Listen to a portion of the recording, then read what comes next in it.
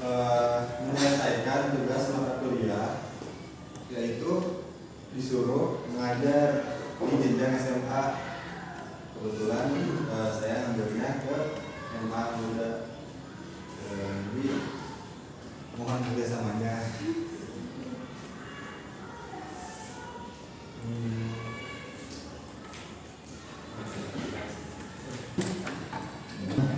Ini siapa? KM? Boleh dipimpin doa dulu? Kita berdoa.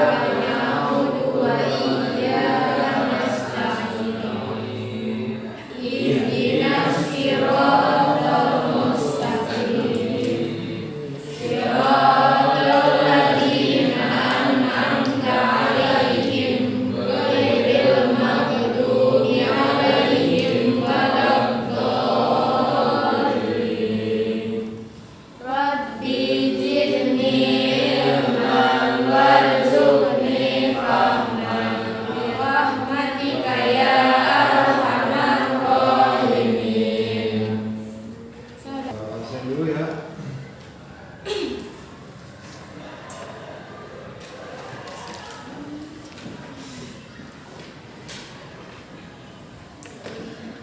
Ahmad Iqbal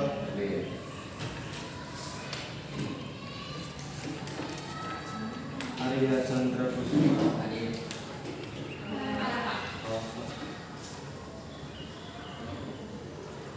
dia Aulia Putri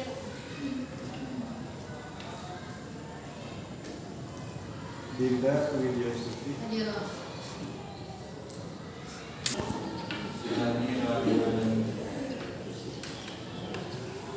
Santika Dewi Santi Julia Santi Rismayanti yang apa satu ya?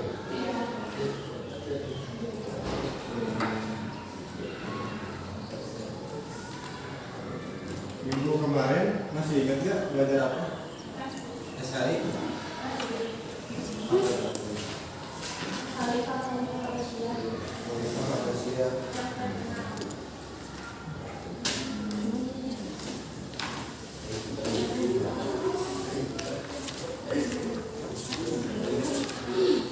Jadi siapa aja yang masih ingat kalimat terkenalnya?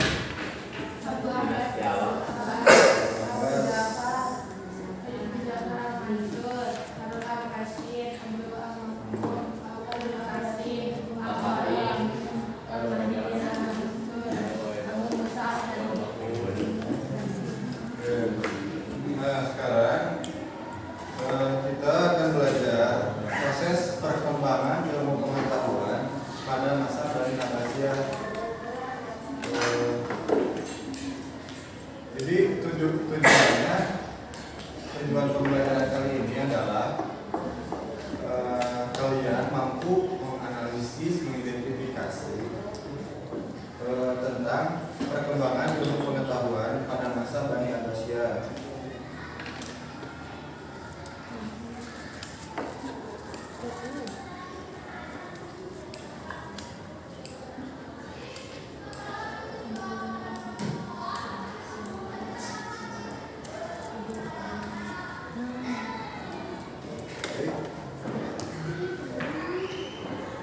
Suasana tentunya peradaban ilmu pengetahuan pada masa Bani Abbasiyah. Jadi yang akan kita bahas itu fase-fase tumbuhnya peradaban ilmu Abbasiyah, terus bentuk peradaban atau hasil riset, dan para ahli dan tokoh-tokohnya, tokoh-tokoh pengetahuan pada masa dinasti Abbasiyah, terus pusat-pusat peradaban pada masa Bani Abbasiyah,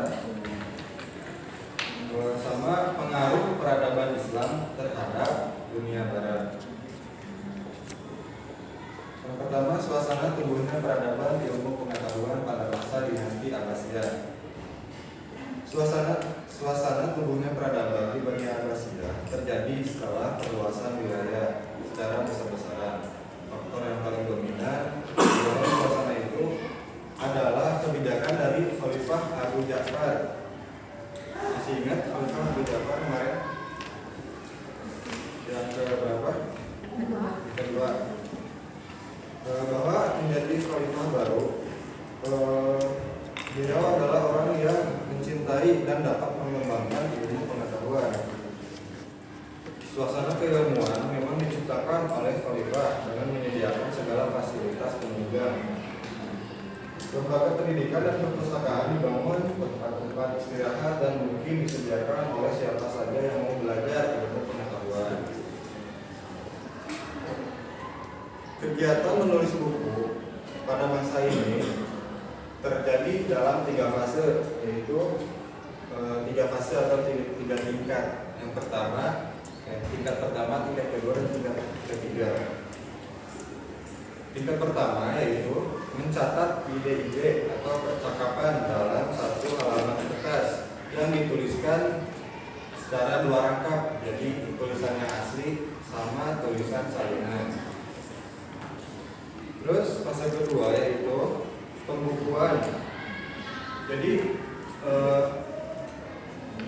ide-ide yang sudah ditulis pada fase pertama seperti misalnya buku fikih dijadikan satu buku, buku hadis dijadikan satu buku, dan juga buku-buku lainnya dijadikan satu buku.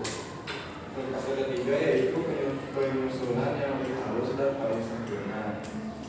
Jadi di fase ketiga ini sudah ada rincian bab-babnya, formatnya, jadi lebih jelas. Selanjutnya itu peradaban hasil riset dari para ahli dan tokoh-tokohnya. Yang pertama ada ilmu filsafat. Ada yang tahu nggak ilmu filsafat itu apa? Tahu. Apa itu?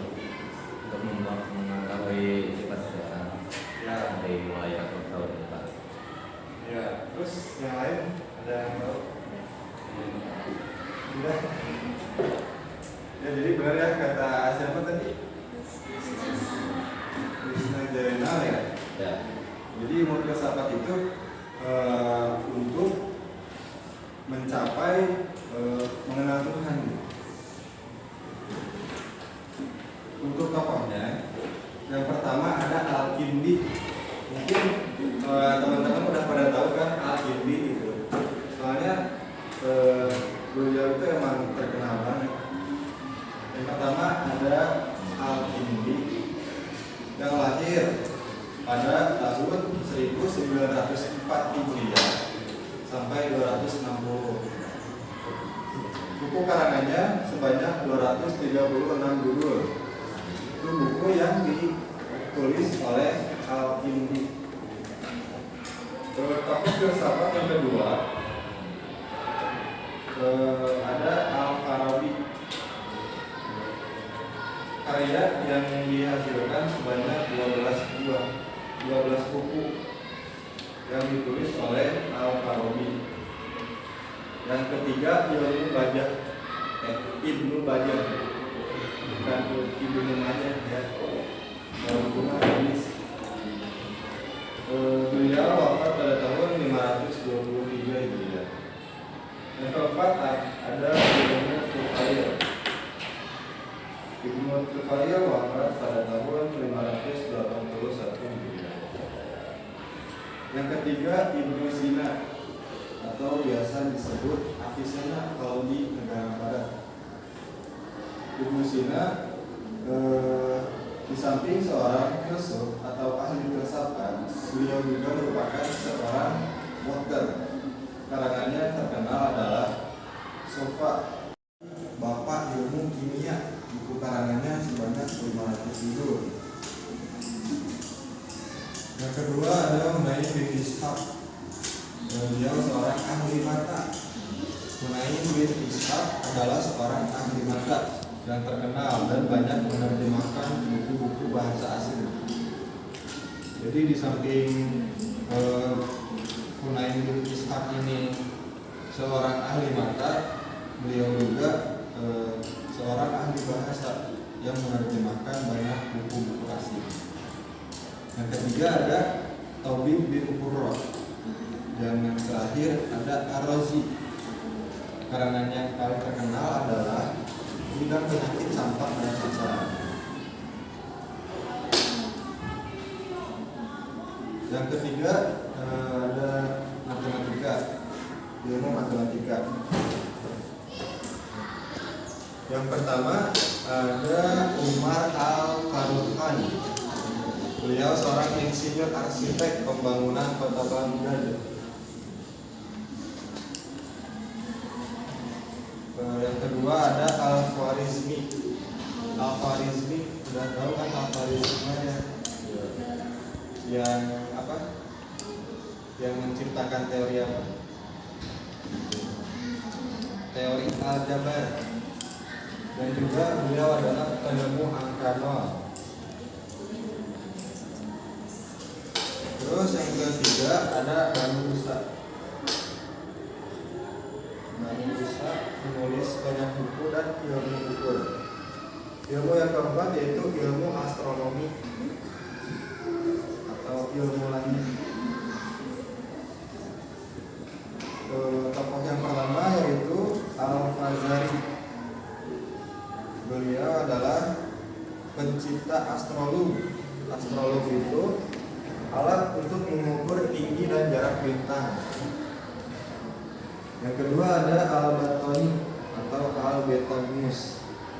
Yang ketiga Abdul Wahab, yaitu orang yang menemukan jalan ketiga dari bulan. Jalan ke-1 dan ke-2 ditemukan oleh orang ini. Yang keempat, yang terakhir adalah Al-Faraghani. Ilmu yang selanjutnya, yang kelima, yaitu ilmu seni ukir 1 sampai 976 Masehi.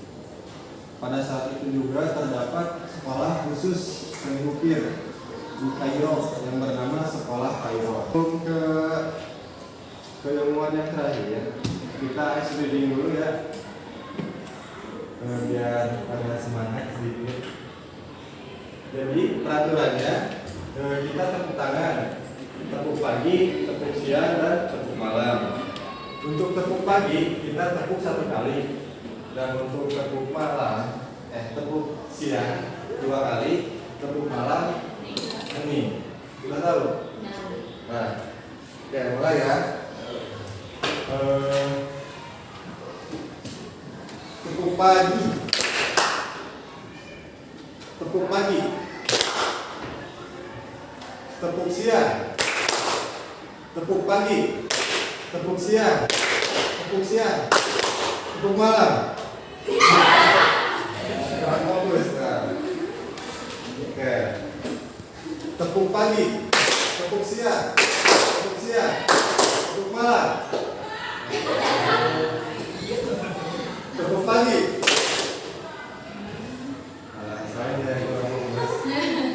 Tepuk siang, tepuk pagi, tepuk malam, tepuk pagi, tepuk tangan. Oke. Sebelumnya ada yang mau ditanyain nggak? Soal tokoh tadi? Nggak ada. Kalau nggak ada, lanjut aja. Lanjut, ilmu yang terakhir adalah bahasa dan sastra. Berbeda dengan masa pemerintahan Bani Umayyah yang belum banyak, penyair pada masa pemerintahan Bani Umayyah masih kental yang berwatak kritis. Yang keempat, Ibnu Rumi, nama aslinya adalah Abu Hasan Ali bin Abbas, penyair yang berani menciptakan tema-tema baru. Yang kelima ada Al-Hikmah Nabi, nama aslinya adalah Abu Thayyib Ahmad bin Husin Al-Kuf, penyair istana yang hausnya peradaban pada masa Bani Abbasiyah. Pusat peradaban pada masa Bani Abbasiyah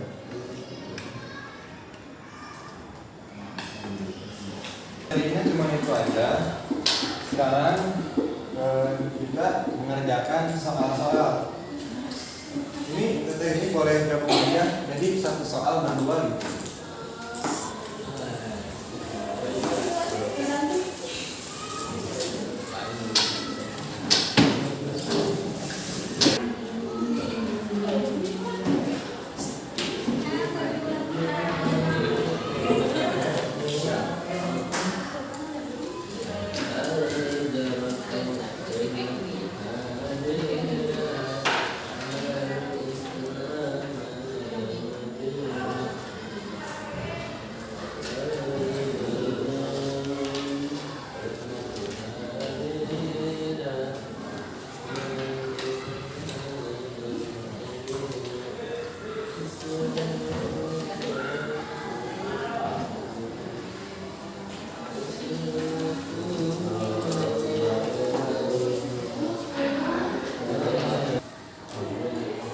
Saat mengerjakan, saya kasih waktu 10 menit cukup gak?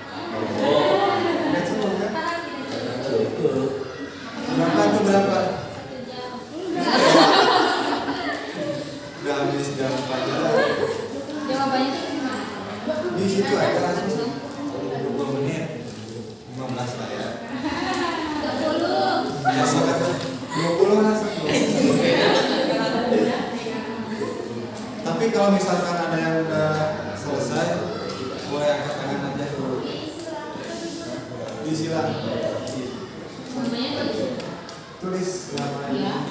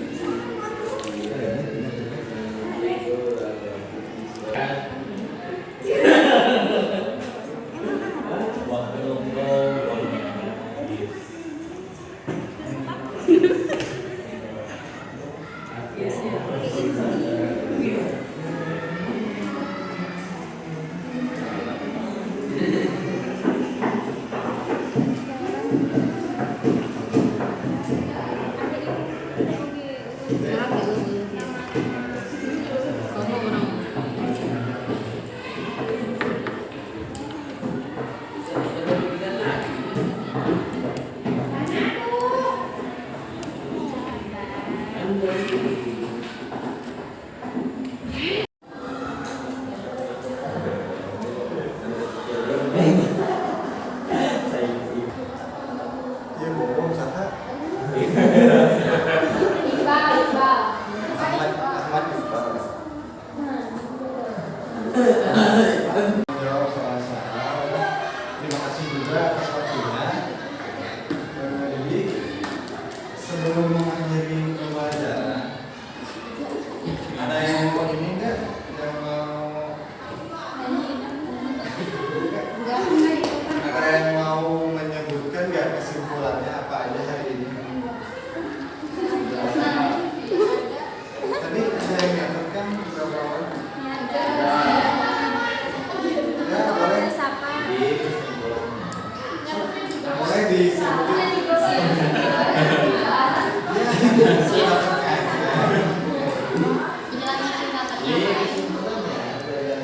orang cuma nonton orang tingkat berapa coba tingkat Dinasti Abbasiyah Oke, terus.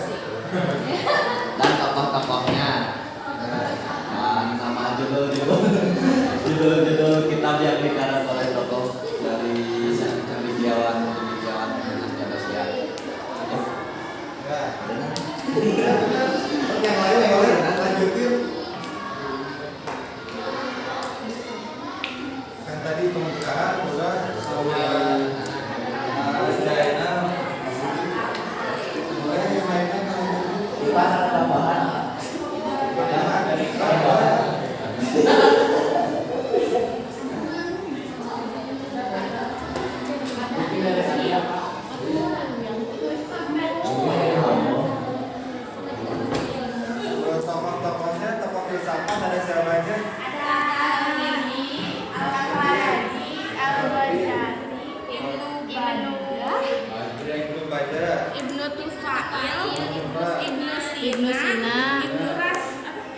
Iya, gimana? Gunawan. Terus kedokteran. Kedokteran Zabir bin Hayyan. Terus Al-Farabi. Ishaq Mata Habib bin Hubal Al-Razi. Matematika. Al-Warini. Al-Fatih. Umar